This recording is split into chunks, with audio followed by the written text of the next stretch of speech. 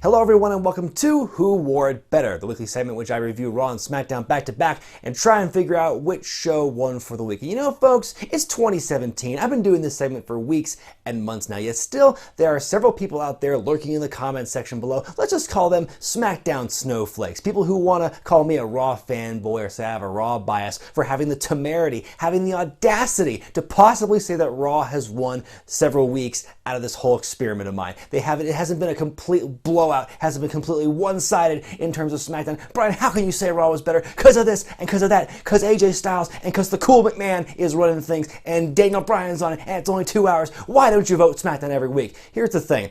I am not of the opinion that SmackDown should get a free pass because of those reasons. People think I have a Raw bias. People think that I automatically give Raw a head start every week. So that's why sometimes I reward Raw for mediocrity while at the same time punishing SmackDown for mediocrity. Here's the thing. I do hold SmackDown to a much higher standard than Raw because they have no reason to lose at all. In theory, they have the tools and they have the advantages that Raw doesn't have. That means they should win every week. But sometimes they don't take advantage of those tools. Sometimes they don't take advantage of those advantages. And sometimes Raw does just enough to keep me engaged and interested for those 3 hours. Sometimes they do just enough segments, just enough matches that are interesting enough to keep me engaged over a mediocre 2-hour SmackDown. So yes, sometimes Raw does win out and sometimes that is a controversial decision. But ultimately, this show is 95% analysis and 5% opinion at the very, very end of the whole thing. And if people at the end of the day are going to go in the comments section and spend time out of their day to clickety-clack in the comments section of a YouTube video to tell me how much of an idiot I am and how much of a fanboy I am over what is essentially opinion that I back up with my own logic, then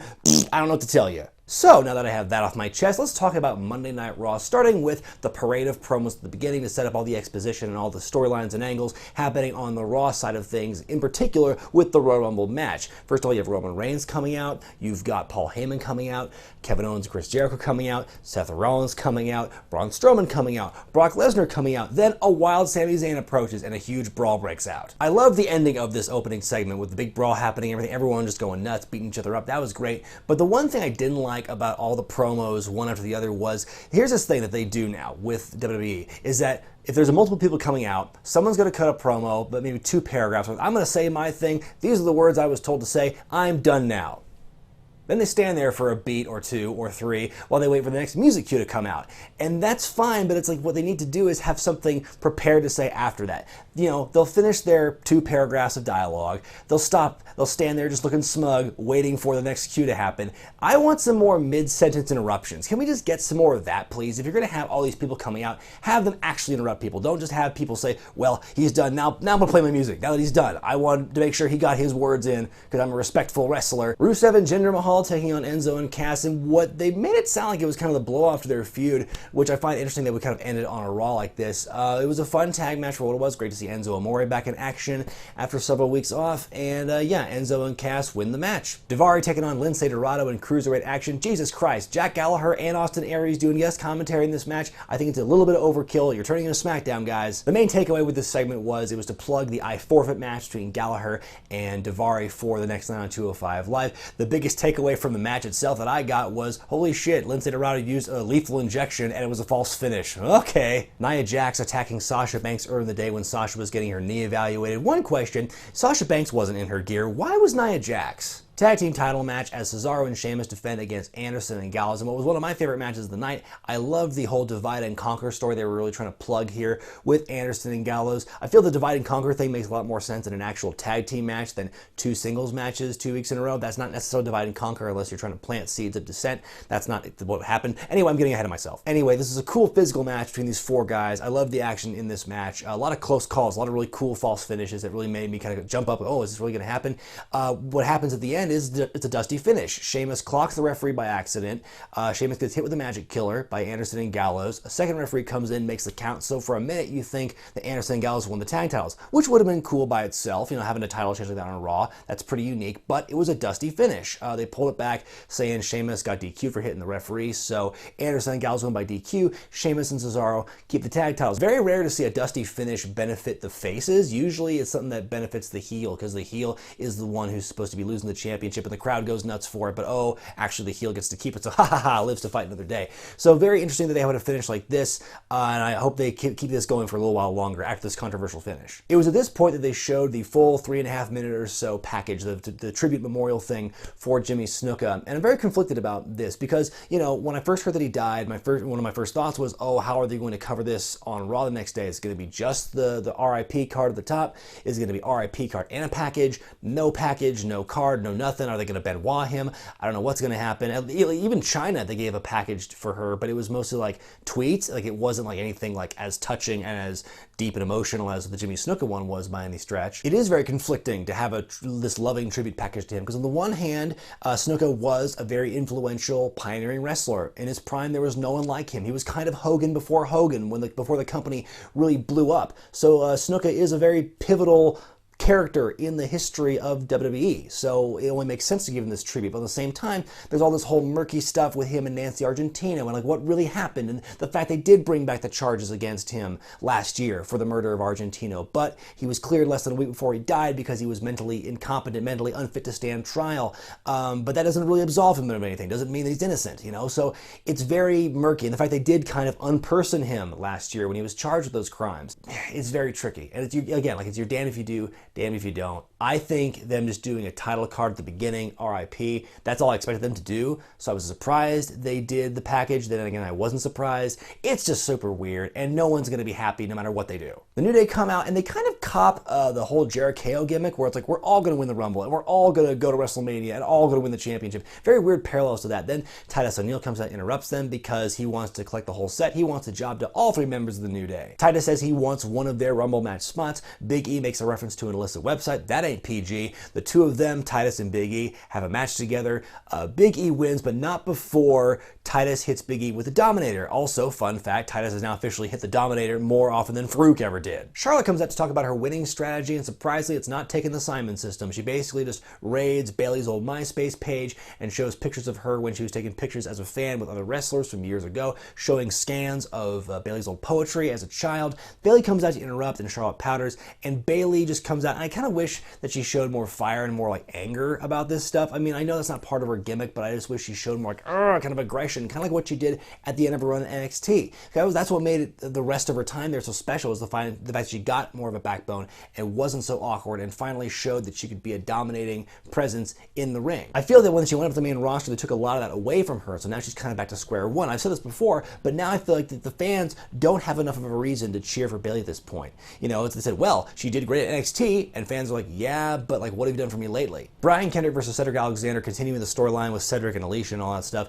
The best part of this whole thing was when Kendrick comes out to the ring and approaches Alicia Fox and says, you want to hit me? And Alicia goes, I don't want to hit anybody. I love everybody. That, to me, the delivery of that was hilarious.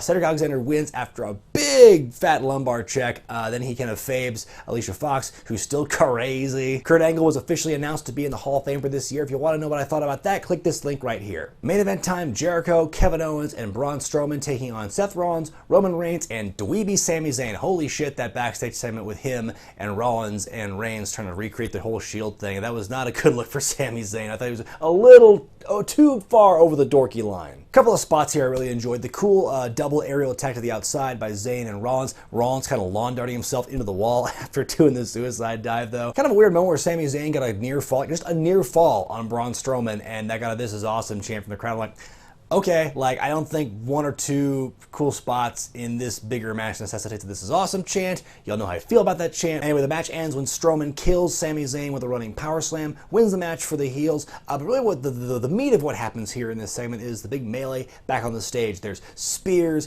and there's slams, and there's chairs. Kevin Owens grabs Roman Reigns, goes, you remember Battleground? I think he meant Roadblock. Anyway, Owens and Jericho double powerbomb Roman Reigns into the table, which, yes, I'm all for that. Again, I'm all for the heels looking dominant, not looking so wimpy, and not getting thwarted at every turn. Last couple weeks been very good for the heels, so that's how the show ends. Moving on to SmackDown, things opening up with Shane McMahon coming out, the cool McMahon sibling. I just realized tonight, if Shane put on like 50 pounds overnight, he'd be a dead ringer for Buddy Velasquez from Cake Boss. Shane announces the Elimination Chamber pay-per-view happening in February. AJ Styles comes out to interrupt and say the traditional, I'm the champion, you can't do this speech. John Cena comes out to interrupt him. Then The Miz comes out, kind of a wild card in this whole segment. Basically, he talks some trash, cuts a really good promo against AJ AJ Styles saying, well, you were in Japan, I was beating John Cena. The timeline's a little off, but I get the point he was trying to say. Cena doing the whole devil's advocate, kind of getting the devil and angel on each shoulder thing for both Miz and Styles when they were trading barbs, I thought was hilarious. Like, I didn't even notice until halfway through what he was doing, and then when I saw it, I just died. That was awesome. Then that leads into a match between AJ Styles and The Miz, which was kind of cool to see on paper. John Cena doing commentary. Unfortunately, the match doesn't get to go anywhere before they, Styles shoves Miz into Cena. Cena shoves Miz into the barricade. That causes a DQ finish. So yeah, I kind of wish, even though it's heel versus heel and it's kind of awkward to have those kind of matches, I wish we got to see a conclusive finish to this match. That would have been nice to see. Then Cena hits both Miz and Styles with the attitude adjustment, which makes him look especially strong heading into the title match at the Royal Rumble. Nikki Bella versus Natalya, the whole segment with the merchandise thing where Natalya was stealing hundreds of dollars worth of merchandise from the tables. I know how much those shirts cost. That was a pretty penny she had in her arms there. I thought it was getting a little cringe-worthy when Natalya starts to talk about her ex-Uncle Brett and says, I hope that he and you both die alone. That was just getting weird. I think the less these two talk, the better, and I think it's to have some fighting. Although I did like the spot where they fought on the table and the table broke. That was hilarious. But yeah, other than that part, I think that this segment to me felt a little flat. Dean Ambrose taking on Randy Orton, a bit of a grudge match from the previous week. This match was so-so. It wasn't the best match I've seen from either guy. Neither guy had any botches, but both guys kind of hit their big spots. Then in a finish that's very similar to what happened a couple of weeks ago in the tag title match, where you see Luke Harper just kind of getting up in everyone's business for no real reason. Like, he gets minorly brushed on the outside or something, and that, for some reason, after all this time, prompts him to get up and actually get in the ring. The distraction causes Orton to get rolled up by Ambrose. Ambrose wins. Orton and Luke are coming to blows. Bray Wyatt breaks it up. Bray actually strikes Harper in the face because Harper was still not letting it go, and then there's something like, he did this, and then you see Orton kind of have this coy smile, like he's like the little petulant kid who got away with doing something naughty while the other kid got all the flack for it. So then you have this big dissension, this big like, what's going to happen next? And then they announce next week you're going to have Orton and Harper one-on-one on Smackdown, so it should be interesting. Bray says, no matter what happens in this match, the Wyatts are going to be stronger than before. We'll see if that holds true. Jerry Lawler's been pulled out of his hyperbaric chamber, believed to give him sexual powers to host the King's Court right there in his backyard of Memphis, Tennessee. The guest was Dolph Ziggler, who was very, very mute for the first portion of this thing. Jerry was kind of providing exposition. You've been a very naughty boy. You've been doing these bad things. Then Dolph Ziggler opens his mouth and tries to do his best imitation of Chris Jericho circa 2008 when he was a super serious, like speaking very slowly, wearing the suits kind of thing. That whole voice, like, it worked for Jericho, but like Ziggler just sounded like when you play video at half speed, but you keep the sound of the pitch up. So it just sounds like someone's talking very drunkenly. That's kind of what Ziggler's promo kind of reminded me of. Anyway, he shows the clip of Jerry Lawler getting hit with the elbows by Dolph Ziggler from a few years ago, which led to Lawler's heart attack, which I thought was kind of tacky that they brought that up. Every once in a while, a heel will bring up a big time, like real life tragic moment in a wrestler's life, and sometimes it works to get heat, but other times I feel like it just goes beyond the pale because it just kind of comes right out of nowhere. I feel like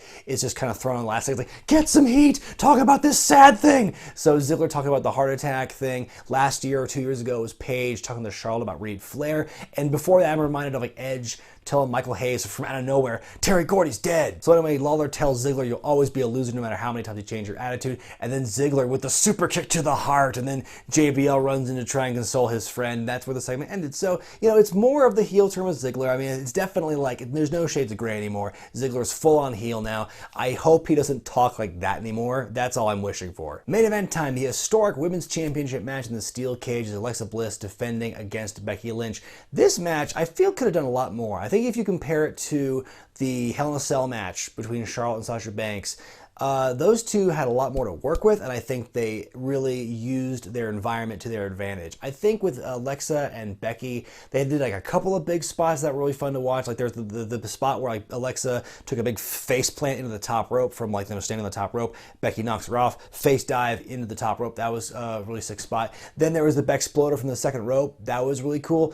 But other than that, I don't feel they really took advantage of the cage environment. It wasn't their best contest, and I think they really didn't get to take advantage of the steel cage. I think if you got that kind of moment, you got that kind of history, like compared to the last women's cage match, straight up cage match, I think it was Trish Stratus and Victoria. That was a sick cage match. Like, that was amazing. But you watch this one and you feel like They just kind of put the cage there just to have it there, just to say we can do stuff like this on Raw too.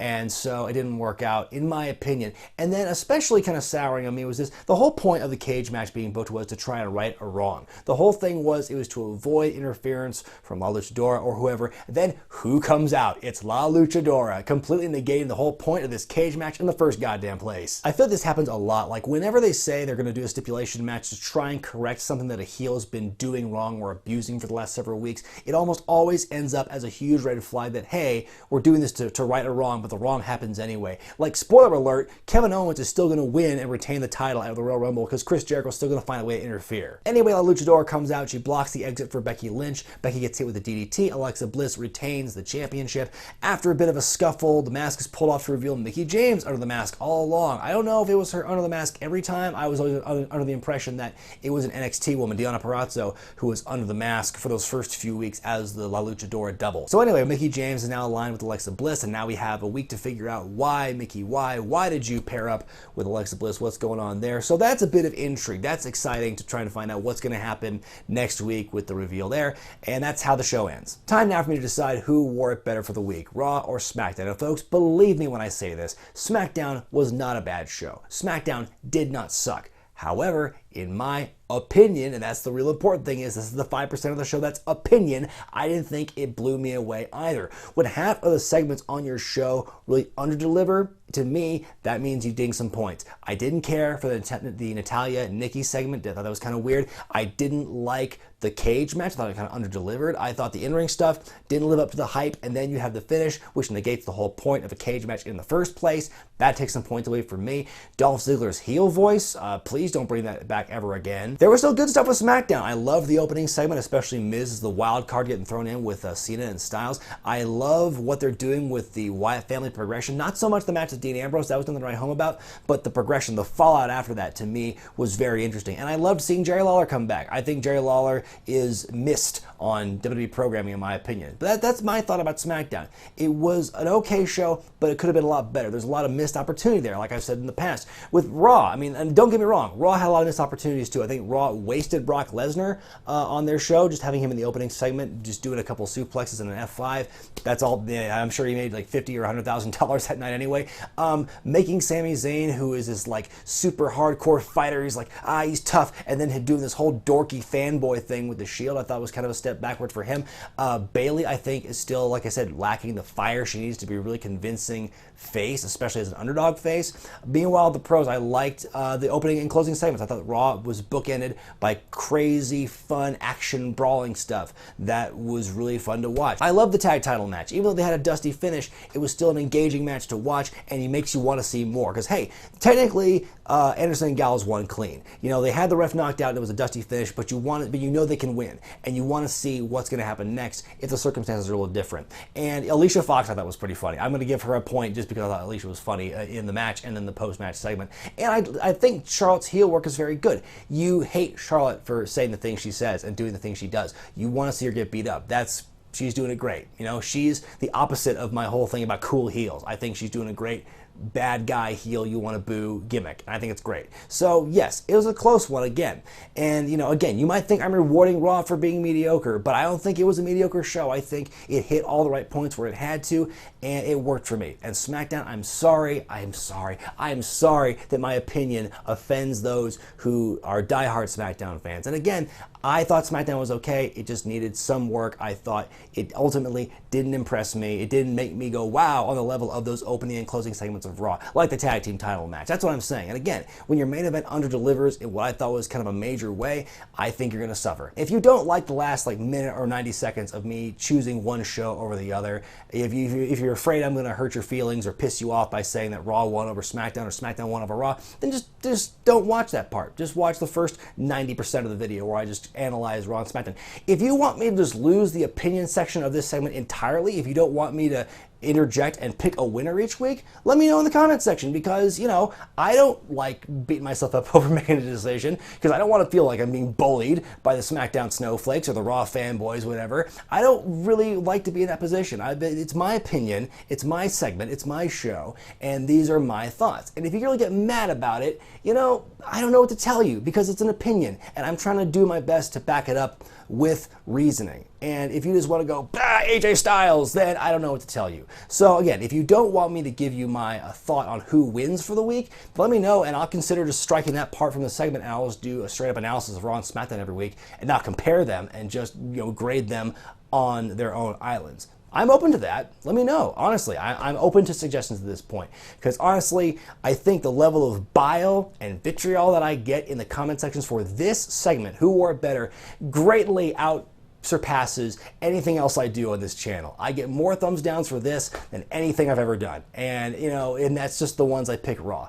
And on one level, it makes me laugh to see people get so worked up over it. But at the same time, God, people get really mad. And it's like, I don't understand where this is coming from. You know, at the end of the day, it's just wrestling. You know, at the end of the day, neither show is really setting the world on fire. You know, I'm just trying to have some fun with it. So I'm rambling here. But anyway, I say Raw wins for the week. Not trying to start conflict, not trying to start a class war, not trying to say I'm a Raw fanboy, I have Raw bias. It's just the way I see it. Anyway, let me know what you thought about Raw and SmackDown this week. Be sure to vote in the upper right-hand corner of your screen. And let's see what happens with Who Wore It Better next week, okay? I'm Brian Zane, and I'll see you next time.